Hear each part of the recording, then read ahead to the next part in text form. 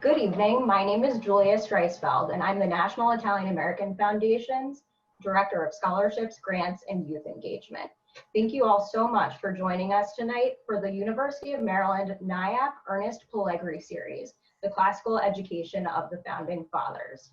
Please note that all attendees are currently on mute, and their video and chat has been turned off. During this webinar, only the panelists will be visible.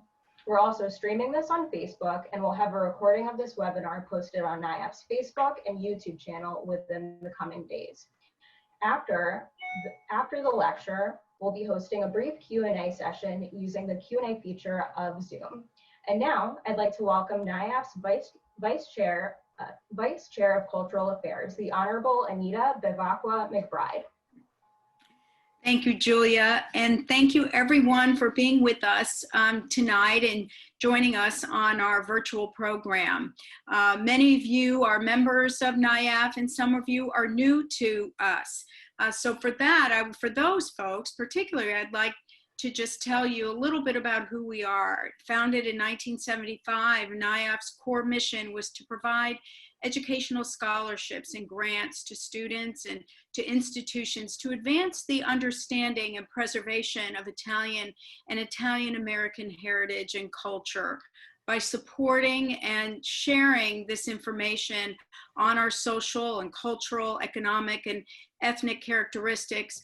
We really seek to foster strong U.S.-Italy relations and greater bonds amongst ethnic communities worldwide. As a result of the COVID-19 pandemic, of course, NIAF, like so many other organizations, has had to move into a virtual events way of staying connected. So as a nonprofit institution, we are grateful to all of our sponsors and members and supporters who have financially supported us so that we can keep our mission going during this time and provide programs like the one we're excited to share with you tonight. So we welcome your support for our work. We're also very grateful to the Italian American Congressional Delegation here in Washington, the U.S. Embassy in Italy, and the Italian Embassy here in DC, with whom we work closely in responding to urgent needs in both our countries, especially during this time and a result of COVID-19. So let me tell you a little bit about tonight's program before I introduce our esteemed guest speaker. Tonight's educational program was made possible by the late Ernest Pellegri. He was a generous donor to NIAF, and he believes strongly in the power of education and in research and in the opportunities for study abroad and for fellowship opportunities, and specifically believed in strengthening university departments focused on classical studies. So in 2014, with his generous gift, we set about a nationwide and also in Italy request for proposals from universities in both countries. Out of the 25 university applications that we received, the grant was given to the University of Maryland. It was a 5-year multifaceted grant to study the role of Latin and Roman culture and their influence in America's founding fathers and in American institutions and in our system of governance.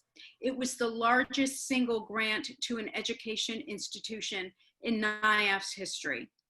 Tonight, our nation is suffering, and we are questioning our institutions and our systems.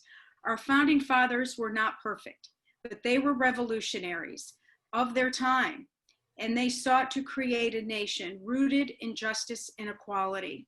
As we face those difficult questions and challenges together, we think about citizens like Ernest Pellegri, who did not have a higher education, but his hope was that by studying humanities and studying our past, that we can be better prepared to write the chapters of our future.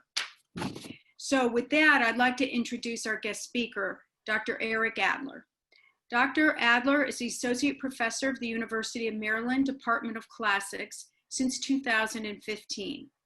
Prior to joining the faculty at the University of Maryland, Dr. Adler taught at Rice University. at the University of Minnesota and at Connecticut College, Connecticut, my home state, Dr. Adler, where he served as chair of the classics department. Dr. Adler holds a PhD in classical studies from Duke University, a Master's of Arts in Classics from State University of New York at Buffalo, and a Bachelor of Arts in Classical Languages and Theater from Connecticut College. His research focuses on Roman historiography, the history of classical scholarship, Latin prose, and the history of the humanities. His latest book, The Battle of the Classics, How the 19th Century Debate Can Save Humanities Today, will be out in September from Oxford Press. Dr. Adler, we turn it over to you for your presentation, and later we know we'll have questions for you. Thank you. Thank you very much for that wonderful introduction, that very kind introduction, and thanks to everybody for joining me today for my presentation, which will be about 30 to about 35 minutes, I would say. It's a real pleasure for me to speak with you today on the topic of the education of the founders. And I'm sure also as a member of the Classics Department at the University of Maryland that I can speak for my fellow members of the Classics Department when I say I greatly appreciate the support and help that NIAF has given to us in the Pellegri Grant.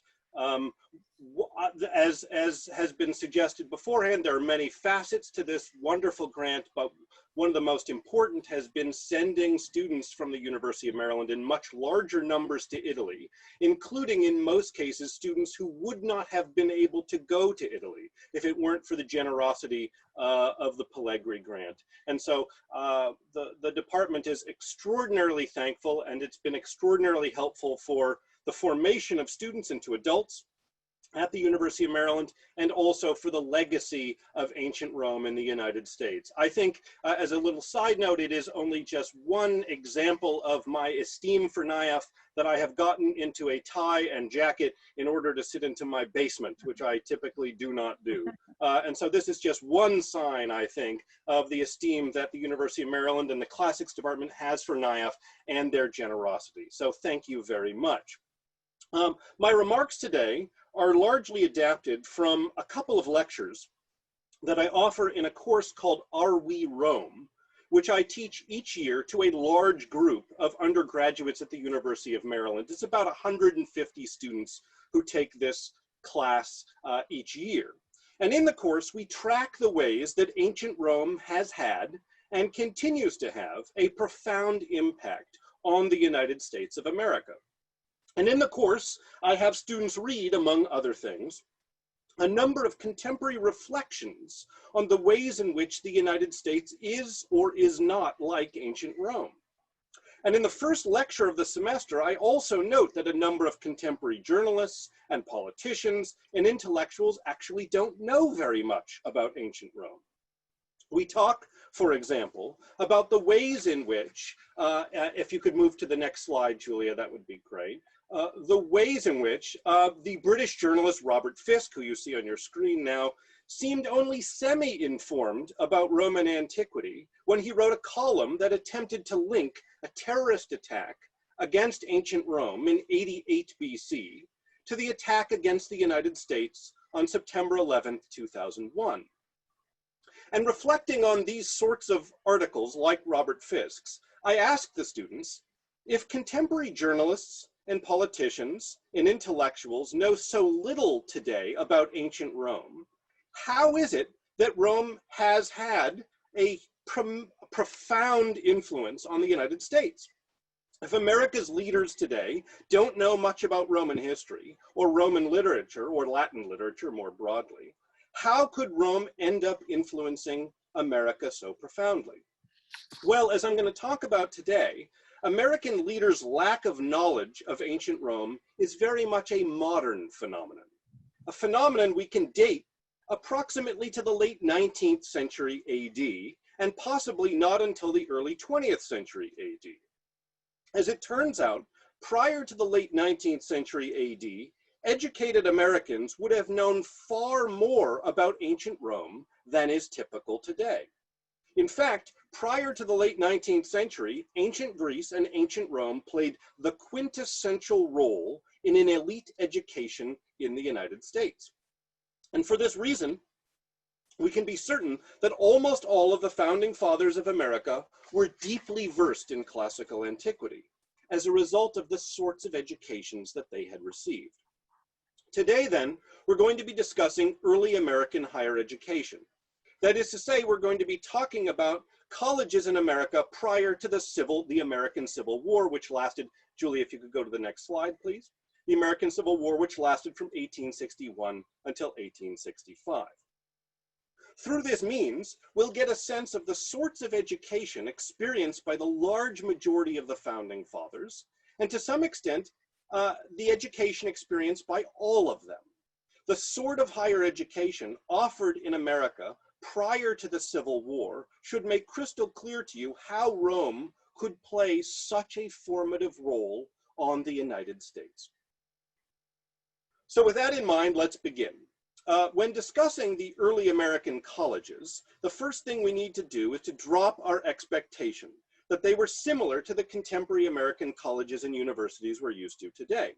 In fact, these early American colleges lacked most of the features associated with contemporary American higher education.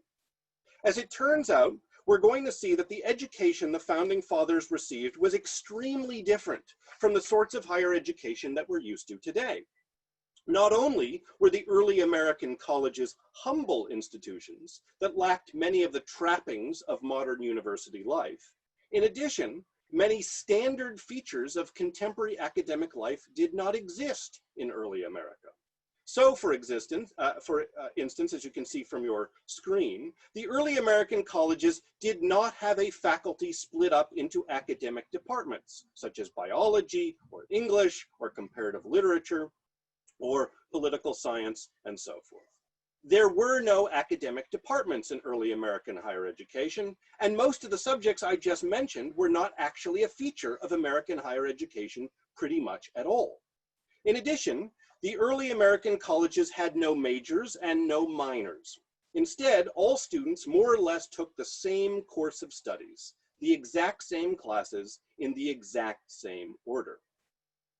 In the very early American colleges, most of the instruction was actually the work of the college president, who typically had a few young tutors to assist him. And none of these instructors in early America possessed a PhD, since the PhD would not become a feature of American academic life until the late 19th century. Most often, the faculty members at early American colleges had experienced no real graduate training at all. And such faculty members did not spend their time on the production of scholarly research. Instead, their focus was on the classroom alone. In comparison with higher education in the United States today, the early American colleges were quite humble institutions, and they also served many fewer Americans. These days, a majority of American adults has some experience in colleges and universities, even if they did not attend college full-time, and even if they ultimately did not earn a degree. According to Frederick Rudolph, who is an important scholar of American higher education, in 1970, half of Americans aged 18 to 21 would be in college in some form or other. In early America, on the other hand, very few Americans attended college. According to Rudolph, in 1870, 100 years earlier, in 1870, only 5 years after the conclusion of the American Civil War, only 1.7% of Americans aged 18 to 21 were enrolled in the American colleges. According to David Potts, another historian of American higher education, in the fall of 1828, quote, the number of students studying for a bachelor's degree in the United States constituted far less than 1% of white males ages 15 to 20, end quote. The total number of bachelor's degrees awarded in the entire United States in 1828, Potts tells us, was around 700. The University of Maryland today graduates way more of that than that per year. Obviously then, American higher education served many fewer people in its earlier days. It was only, in fact, with the passing of the GI Bill in the United States in 1944 that very large percentages of Americans began to attend colleges and universities. Although not all these Americans who attended the early American colleges were very wealthy, the early colleges were places that were seen as fit for the training of future members of the American elite. In the early days of American higher education, a bachelor's degree was a ticket to the American elite, whereas these days, one hopes that a bachelor's degree is a ticket to middle-class respectability and hopefully, especially these days, a white-collar job. But the early American colleges were not different only from their modern descendants insofar as they were small and enrolled few students, that's true. These early American colleges also had very different curricula from those experienced today, and they had very different intellectual and moral influences on them. As we're going to discuss today, Greco-Roman antiquity, that is to say classical antiquity, was accorded a far more profound role in early American higher education than it has been accorded today. If you can go to the next slide, please. Thank you. The most profound intellectual influence on the early American colleges was a movement called Renaissance humanism. The Renaissance is generally considered to have occurred in Western Europe between the 13th and 16th centuries AD, and then metastasizing elsewhere. The term Renaissance itself means rebirth in French, and it refers to a period that witnessed the rebirth of knowledge from ancient Greek and Roman civilizations. The term also signifies the period that witnessed the rebirth of Western civilization as a result of the rediscovery of knowledge from ancient Greek and Roman civilizations. The rebirth of knowledge from ancient Greek and Roman civilizations was chiefly the result of the so-called Renaissance humanists. Renaissance humanism originated in Italy in the 13th century AD. It was a movement profoundly inspired by an appreciation of and devotion to Greco-Roman antiquity and its authors. It was also a movement very much opposed to so-called medieval scholasticism, which was then very influential in European institutions of higher education.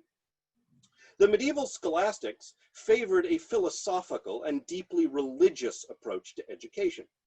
Thus, the scholastics emphasized the importance of logic and mathematics. During the Renaissance, that is to say, from the 13th to the 16th centuries in Western Europe and then metastasizing elsewhere, a number of people deeply devoted to the study of classical antiquity proved highly critical of medieval scholasticism and its hold on European institutions of higher education. The earliest of these people lived in Italy, and these learned Italians who lived during the early Renaissance spearheaded a movement that had a profound impact first on Europe, but then elsewhere in the world.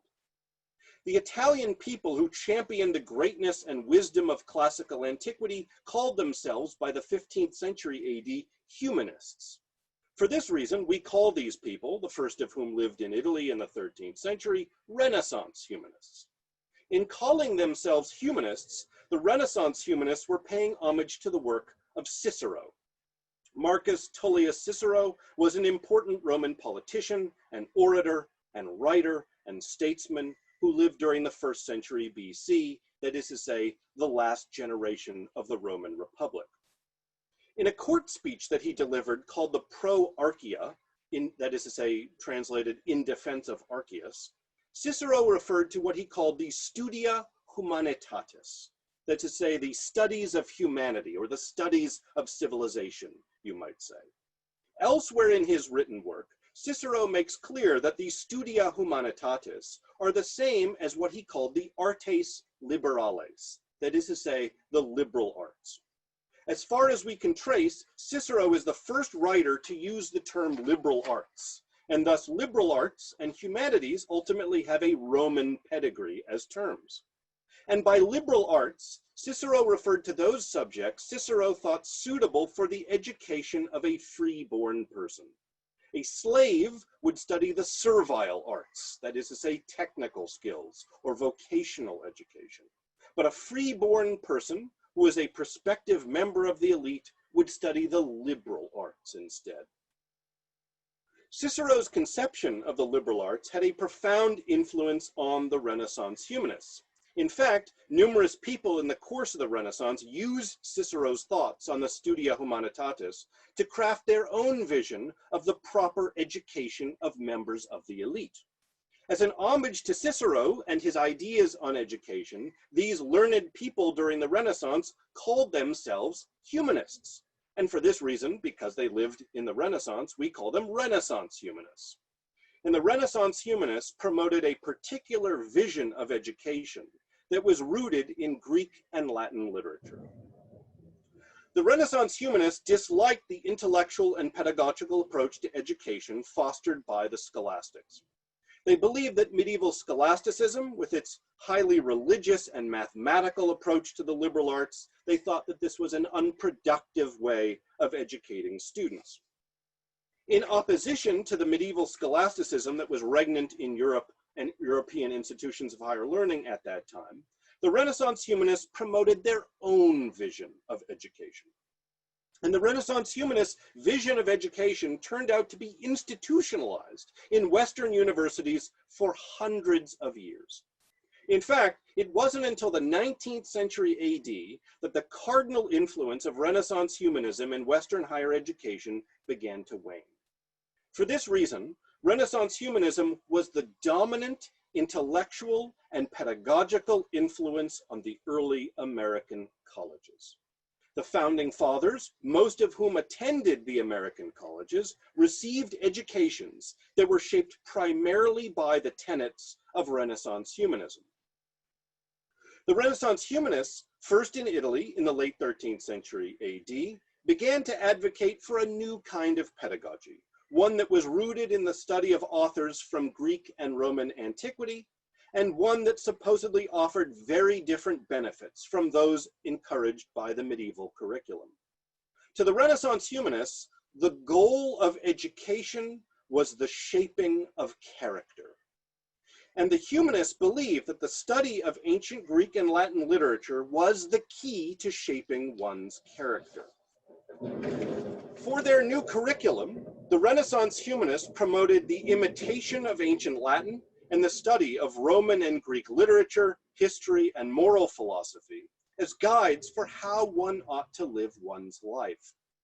The humanists believe that the study of ancient Greek and Latin literature, history, and moral philosophy could make a person good. And making a person good was, to the Renaissance humanists, the essential goal of education. To the Renaissance humanists, students should focus their studies on authors from Greek and Roman antiquity alone. The authors from Greek and Roman antiquity were worth studying, according to the humanists, whereas others were not worth studying. By studying the insights of Greek and Roman authors from classical antiquity in their original languages, students would figure out what the good life is. If you could go to the next slide, please, Julia, that would be great. Thank you. As a result, the humanists recommended the study of writers such as Livy, Sallust, Tacitus, Caesar, Cicero, Virgil, and Homer. In my most colorful slide, I've given you some examples of these folks. That's Virgil, supposedly Cicero, Caesar, and then supposedly Homer. The Renaissance humanists believed that these sorts of writers, these classical authors, offered students both wisdom and eloquence. And study of these authors in their original language, you weren't supposed to read them in your own language, you're supposed to read them in Latin and Greek, they supposedly perfected the human being. So of cardinal importance to the educational program of the Renaissance humanists was what we would call moral philosophy. The goal of a liberal arts education, as far as the Renaissance humanists were concerned, was the shaping of character. And the Renaissance humanists believed that reading many of the works from Greco-Roman antiquity in their original languages was the prime means to shape one's character. To the Renaissance humanists, the properly educated person had taken in the received wisdom from Greco-Roman antiquity, from the authors of ancient Greece and Rome. Given the deep influence of Renaissance humanism on the early American colleges, Greek and Latin learning played the primary role in American higher education until the late 19th century AD. According to Frederick Rudolph, for example, prior to 1745, Latin and Greek were the only subjects required of incoming students who were entering the American colleges. The goal of shaping the character of students, primarily through an engagement with classical Greek and Latin, loomed large in the pedagogical missions of the early American colleges. Now, to us, this deep concern for classical Greek and Latin learning at the expense of other possible topics may seem strange, but it makes sense, I think, in the context of the Renaissance and its aftermath. After all, an engagement with classical Greek and Latin learning was chiefly responsible for the reflourishing of Europe that began in the Renaissance. As a result, it's not surprising that the Renaissance humanists and their followers believed that the wisdom imparted by authors from classical antiquity was the means through which to perfect the human being and to consider oneself properly educated. In addition, I should stress that there were also some very pragmatic reasons for prospective members of the American elite in early America to receive educations that were dominated by classical Greek and Latin learning. By and large, the early American colleges prepared their students for one of the three so-called learned professions, the learned professions being law, medicine, and ministry. At this time in early America, these were occupations, the learned professions, for which grounding in the classical languages was necessary. Prospective ministers, for example, needed to be able to read ancient Greek since the New Testament is written in ancient Greek. And ever since Roman antiquity and extending into the 19th century AD, Latin was the language of learned discourse in the West. During this long period of time, scholarly works, medical treatises, and other such documents would be written in Latin rather than in the vernacular. And as a result, it was important for young members of the prospective American elite to learn to read and write Latin well. People trained in reading and writing classical Latin could also serve as government officials and also teachers and lawyers and diplomats and so forth. Lawyers regularly made recourse to Roman law as late as the 19th century AD, and so it was thought that lawyers in the United States needed to know Latin. The cardinal importance of Renaissance humanism to the educational missions of the early American colleges gives you a good sense of the dominance of classical Greek and Latin in early American education. The first American college was founded in 1636. It was originally called New College, but soon changed its name to Harvard College. Historians of higher education have determined that the original curriculum of Harvard College dedicated at least half of its instruction to classical Latin and Greek learning. And even subjects in Harvard's early curriculum that might seem removed from classical Latin and Greek learning were not. Thus, for instance, the subject of mathematics at Harvard was originally dominated by classical approaches to mathematics. So students would study mathematics at early Harvard through the works of Euclid, a Hellenistic Greek mathematician who lived during the 4th and 3rd centuries BC. Since at the time of the founders, Latin and Greek were the sole subjects required for admission to the American colleges, American grammar schools were also dominated by Greek and Latin learning. And in fact, in the name grammar school, the grammar they're referring to is Latin and Greek grammar, not English grammar, which would not be studied in those schools. It was Latin and Greek.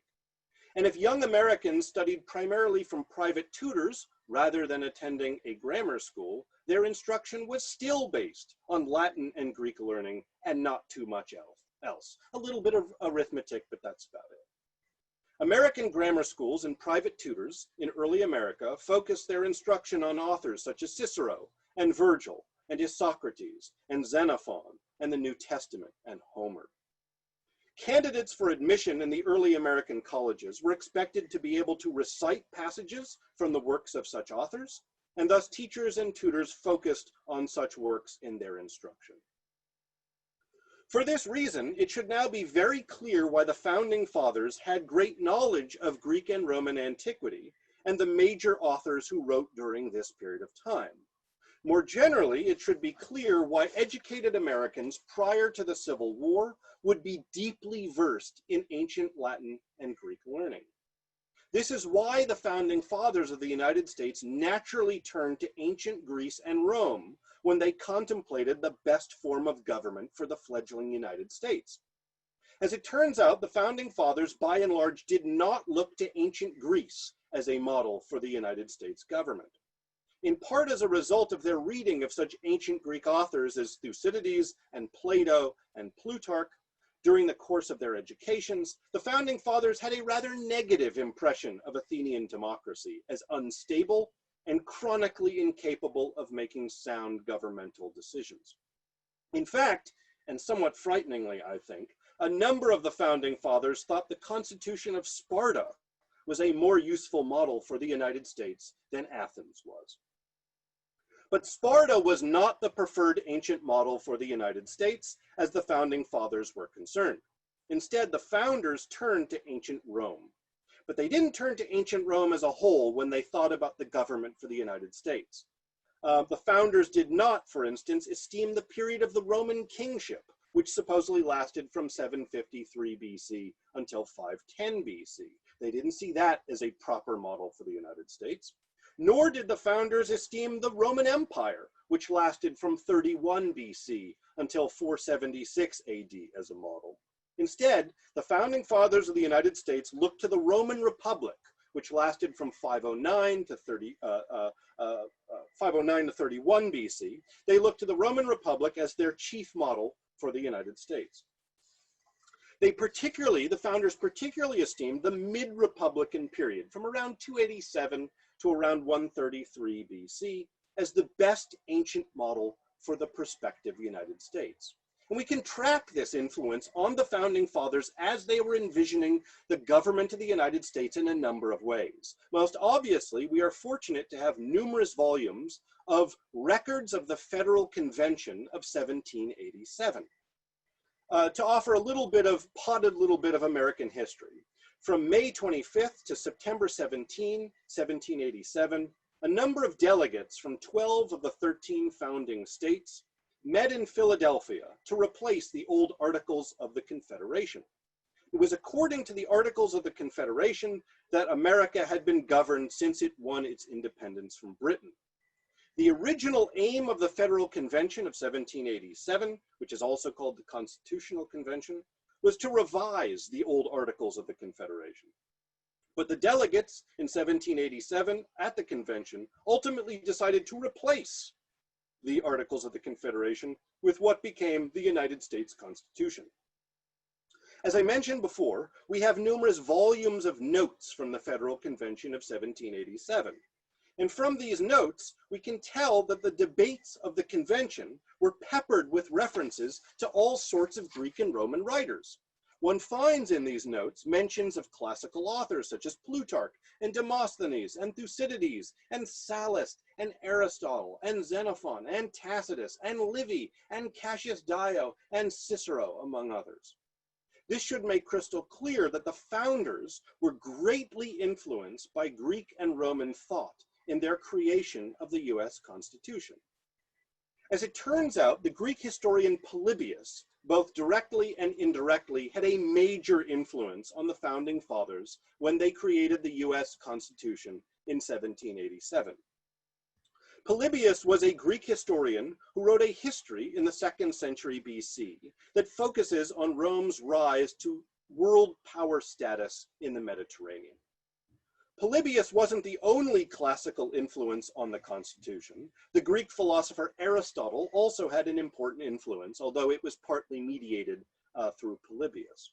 The Roman statesman and orator Cicero was also an important influence, as were a number of classical thinkers, and Montesquieu too, although he was largely reading Polybius. Polybius, however, played the chief part for the founders when they were envisioning the government of the United States. Book 6 of Polybius's history contains a long disquisition on the constitution of the Roman Republic. Polybius considered the constitution of the Roman Republic the key to Rome's success in world affairs. It was this portion, Book 6 of Polybius's work, that had a major influence, both directly and indirectly, on the founding fathers as they composed the US Constitution at the Federal Convention of 1787. Polybius thought that the constitution of the Roman Republic was superior to all other ancient constitutions because it amounted to a blend of kingship and aristocracy and democracy. Thus, according to Polybius, the Roman Republic did not suffer from the congenital weaknesses he associated with pure kingship, or pure aristocracy, or pure democracy. This view deeply influenced the founding fathers of the United States to develop a republican system of governance that was also supposedly a balance and a blend of these three different elements. It further influenced the founders to underscore the importance of the separation of powers and checks and balances in the US government to make sure that all three of these constituent elements would remain separate and equal. Given the sort of educations that they had experienced, it was natural for the founding fathers to turn to writers from classical antiquity when they were envisioning the government of the United States. These days, very few Americans have ever heard of Polybius or even know what the Roman Republic was. But thanks to the deep influence of Renaissance humanism on early American education, the founders had great familiarity with writers from ancient Greece and Rome, and thus they naturally turned to them when they were laying out the foundations of our government. Thank you so much for your attention. I'd be happy, as mentioned before, to entertain any questions that you may have. Thank you so much, Dr. Adler. And now we'll move to the Q&A portion of the program. As stated before, please use the Q&A function at the bottom of your screen. And we have our first question. I'm wondering about the extent of the founders' engagement with contemporary scholarship on Roman history, and Gibbon's book in particular. Did they embrace Gibbon's narrative of a decline and fall of Rome, or did they mostly just stick to the Greek and Roman sources themselves? Yeah, thank you so much. It's a great question. I should say first off that the founders, and it wasn't unique to them, this is something that's very typical of early American higher education. This is just merely the system that they focused on. Their education in classics was in some ways very different from a contemporary education in classics in the United States, such that they did not read any secondary scholarship formally in their classes by and large. They read Latin and Greek, and they translated Latin and Greek alone in the original. And so if they read Gibbon or such like historian, they largely did it on their own time. They might have taken a history class, which would be classical history, where they might read some these sorts of things, but they would not, in their own Latin and Greek studies, focus very much on what we would call secondary scholarship. That said, I think the question does allude to something that's very important about the founding fathers and that has stuck with us as Americans from the time of the founders to today, which is that there has always been a nervousness about what's going to happen to the United States given what happened to Rome.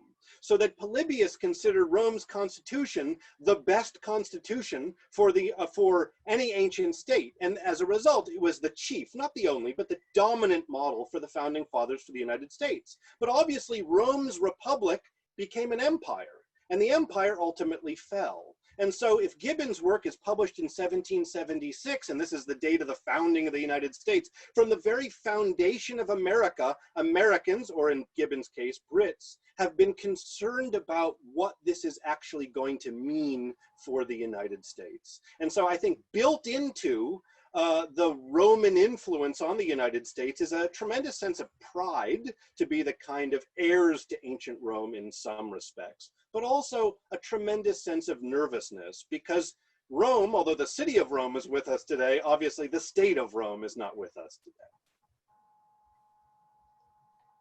Wonderful, thank you. And we have a ton of questions coming through. Thank you so much for submitting them. So to start, we have a question from Richard Ciccatelli, who it's more of a comment, but he says, as a Freemason, I've always believed that our Constitution was based on Anderson's Masonic Constitution written in about 1735. Mm-hmm. Mm-hmm. Yeah, so obviously when I'm offering this presentation and I try to get that across toward the end, but I don't know if I do such a wonderful job of this. I am not trying to argue that the only influence on the United States Constitution was Polybius. And all you have to do is look at book 6 of Polybius, and there you go, you get the United States Constitution. This is not the way it works. There were other influences. The extent to which Freemasonry had an influence on the US Constitution, however, is disputed among scholars of early America. I am not, as a Roman historian, I am not a scholar of early America, so I don't feel competent to judge precisely what this would mean, but at the same period of time, the degree to which the influence of classical antiquity was navigated through Freemasonry is something that different scholars today will give you different impressions of. It is impossible, it seems to me, to suggest that Freemasonry had no impact on the US Constitution, but I do think there are differences of interpretation about how much and what that actually ultimately meant.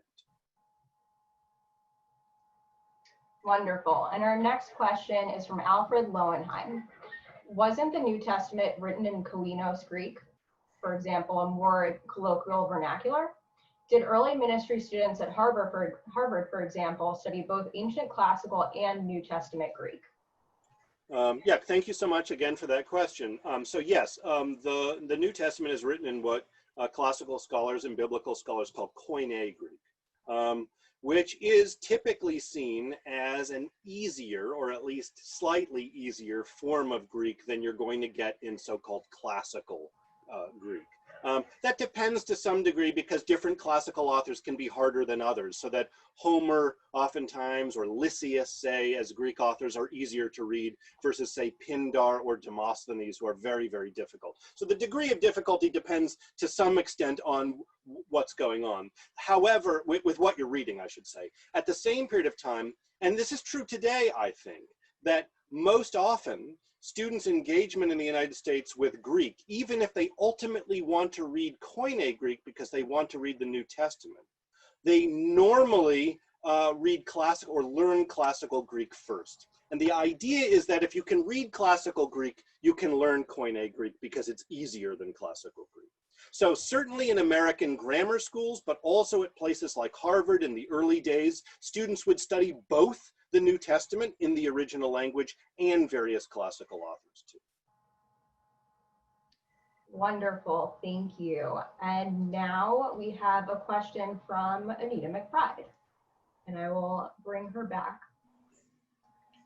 Okay, great. Well, thank you for giving me an opportunity to ask a question. There are a lot of great questions here, so I don't want to take up a lot of your time, Eric, but I was interested as you were talking about higher education and the evolution of American higher education. I mean, what changes took place in the late 19th century here? Why did colleges and universities in the US remove classical languages from the center, from our curricula, given that the goal was to shape character and, you know, to encourage wisdom and eloquence for people from their studies? So what happened?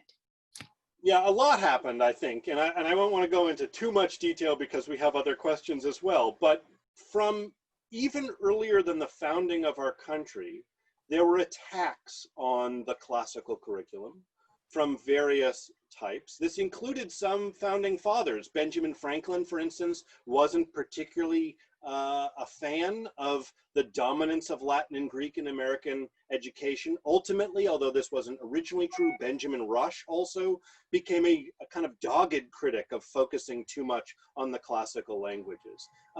One major influence of this was a kind of populism in America that became more marked by 1829 when Andrew Jackson is elected. He's the first president of the United States who didn't attend college after George Washington, and a conception that maybe people could go to college for something other than strictly the learned professions. Also added to this was the explosion of science, the natural sciences, in the 18th and into the 19th centuries. And that the sciences have a very different goal of knowledge. If the Renaissance humanists wanted to look backward to classical wisdom to understand the good life and how you should live your life, the sciences chiefly focus on new knowledge. And so a number of Americans who were influenced ultimately in the 19th century by Darwinism wanted to ditch the prescribed curriculum and replace it with what we largely have today, which is a curriculum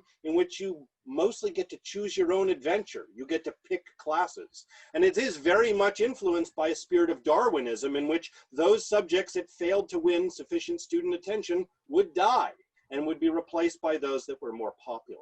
So there was always a tension. And in the United States, you might imagine this too. The focus on the classics seemed very European and seemed very elitist to a number of Americans. And as a result, as more and more natural and social sciences blossomed in the 18th and especially into the 19th century, they began to crowd the old classical curriculum until eventually you get the kind of choose your own adventure curriculum that you see today. Thank you. Wonderful. And next up, we have a question from Gian Piero De Santis. He asks, where can we find the best sources to read and or interpret what Polybius wrote? So yeah, that's a great question. So Polybius is available in English in a number of different formats. The Loeb edition may be the easiest to get. There's a Loeb series that's even, you can get translations even online for free of him. And so you should look at book 6, which is fragmentary, but we have very large sections of book 6. So as far as what's in book 6 and so forth, this is available online or in a number of translations if you can't read Greek. As far as commentary on it from a strictly classical point of view, a guy named F.W. Walbank is perhaps this kind of chief commentator on Polybius, and he wrote numerous volumes of a commentary on Polybius. And you could turn to his section on book 6, and that will give you, it's a little old now, Professor Walbank is no longer with us, but that will give you a lot of standard scholarship on what book 6 was like. If you're interested, however, on the influence of Polybius on the founders more specifically, there's a whole different, among Americanists, a scholarship on that too. And I would point to a fellow named Carl Richard, who's written very well on the influence, the classical influence on the founders. Wonderful. And next, we have a question from Maria Wilson. From where did the founding fathers get the concept of a Supreme Court? Oh God, that's a great question, and you might have to get an Americanist to look at that. Obviously, I'm a humble Roman historian, so that's going to be a little bit beyond my purview. However, at the same period of time, I do have to say that the notion of 3 separate branches of the United States government, including the judicial branch, that are supposed to be separate and are supposed to also be checks on one another, and one is not supposed to get too powerful, is very much a Polybian vision of how the Roman Republic supposedly worked. It's not actually great because it's not necessarily that accurate to what the Roman Republic was strictly like, but nevertheless, that was the broader idea.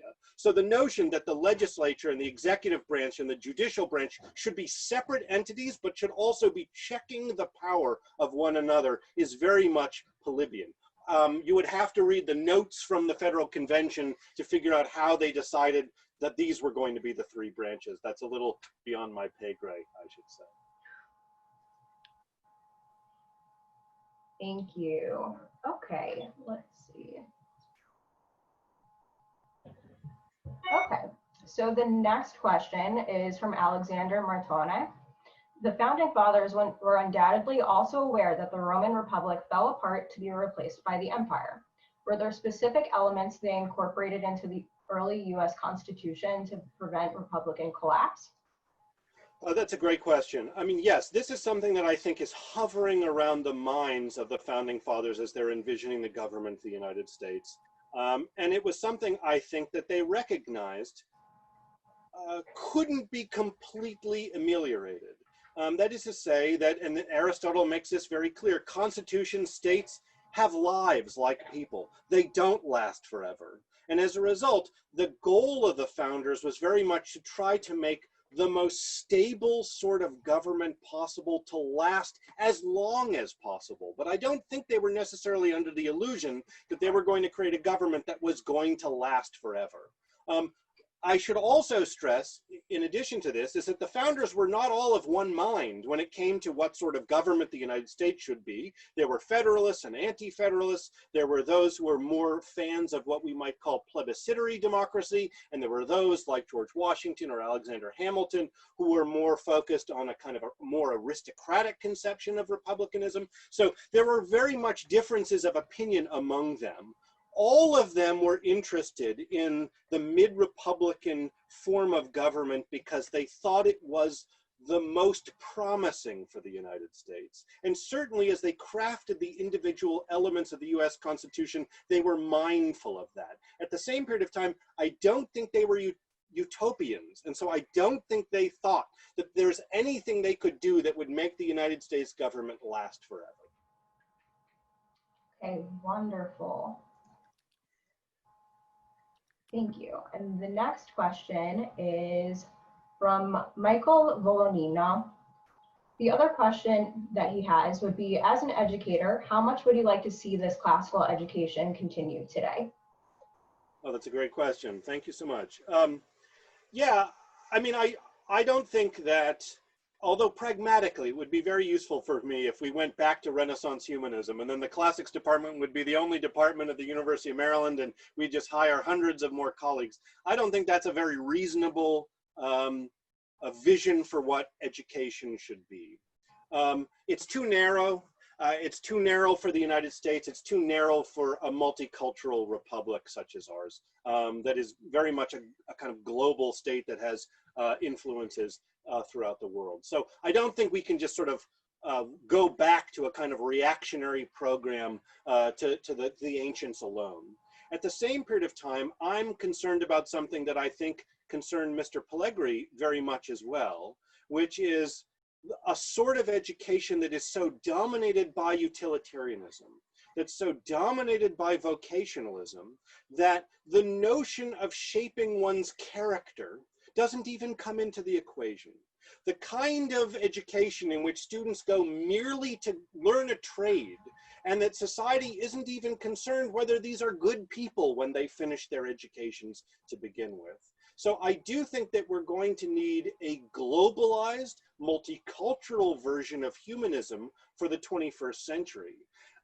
Classics is a part of it. It's not the only part, but it's a part of it. But I do think we desperately, now more than ever, with all the financial problems in the world, with the globalization and all the kinds of concerns and unrest, I do think we need a spirit of humanism in universities and colleges. I do think we genuinely need to try to give students a sense of what it means to be a good person and why you should want to be a good person. And this is something that the humanities and masterpieces of literature more generally can offer to students. And I think that that's an essential element of students' education that is now unfortunately being given short shrift. And our next question is from Carla Pettinelli. In your opinion, what is the effect on the American society of the marked decreased interest and knowledge of the humanistic disciplines?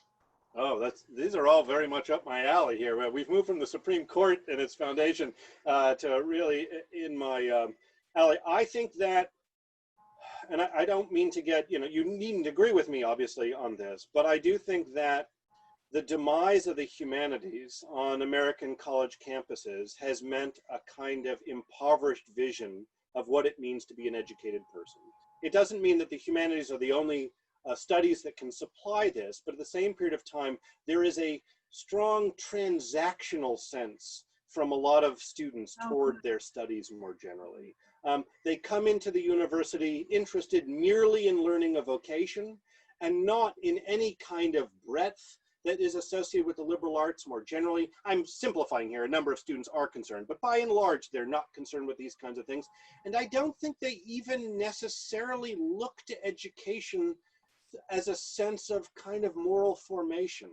So in a sense, I think there's a more utilitarian kind of quality, which is always very strong in American culture to begin with, but that has dominated American higher education. To some degree, this is a result of the kind of curriculum that has replaced the old curriculum, which is sort of the choose your own adventure curriculum. So most students pick the easiest courses they can find because, you know, their interests are chiefly not taking classes on Friday or not 9 in the morning or so forth. And this is their kind of vision of education. Well, I do think we need to give students a sense, and the classics aren't the only thing that can do this, but the humanities, I think more generally, that one can learn to be a better person, and one ought to learn to be a better person by going to the university and becoming a well-educated person.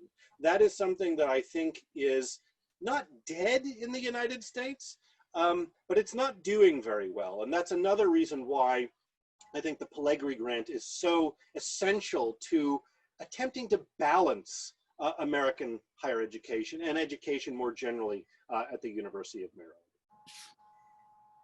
And we have one last question. That is from Carla Gambescia. She is wondering about Venice, founded by Roman refugees who created a republic that lasted for 1,000 years. They did a lot of things right and had separation of church and state long before it became commonplace and very libertarian. Did our founders ever consider Venice, whose government was clearly based on classical philosophy and Roman law?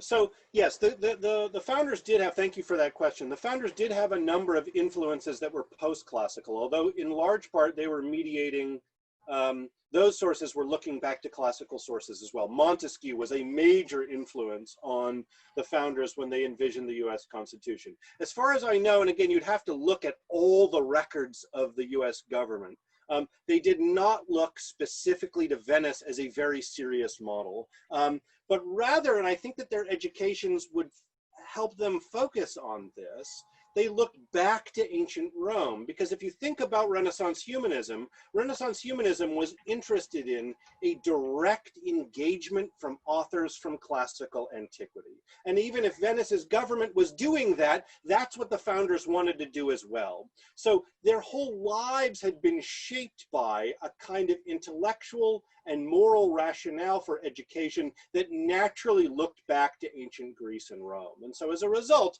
ancient Greece and Rome were the place they looked to most. So if you look at those notes from the Constitutional Convention, yes, they talk about post-classical societies to some degree. And there are other examples also. Ancient Persia was more religiously tolerant than many other areas from antiquity. There were other potential models, but their education made them focus primarily on Greece and Rome. And as a result, they look to primarily, not entirely, but primarily the mid-Republican period of the United States as their model.